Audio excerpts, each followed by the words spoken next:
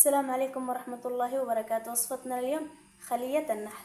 هنا 2.5 كوب من الدقيق، ملعقة كبيرة من الخميرة الفورية، ملعقتين كبيرة من السكر، ملعقتين من الحليب البودر، رشة من الملح، وربع كوب من الزيت، وكوب من الماء الدافئ، ونعجنها إلى أن تصير معنا عجينة لينة.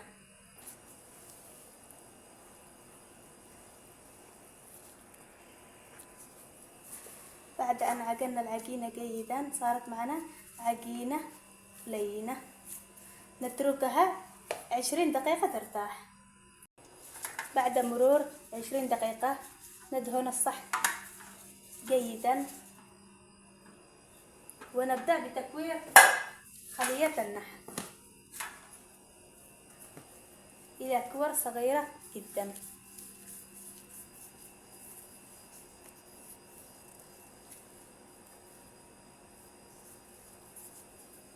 بهذا الحجم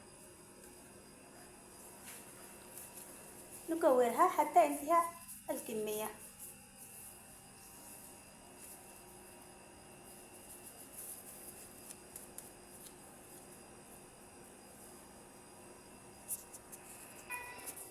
بعد أن أكمل تكوير خلية النحل نغطي عليها لمدة 10 دقائق وندخلها الفرن.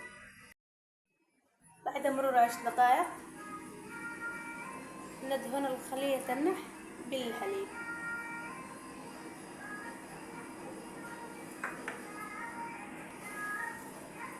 ونضيف رشة من السمسم،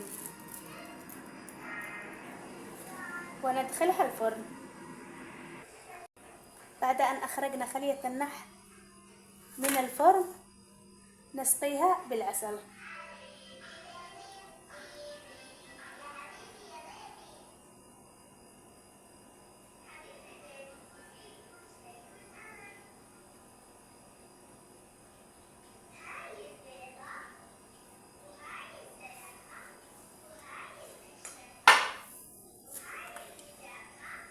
ممكن تحشوها جبن أو شوكولاتة أو دجاج أو كله حسب الرغبة.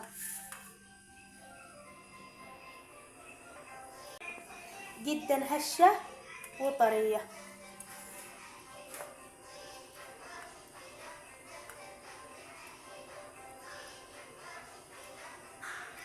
جدا جدا قطنية.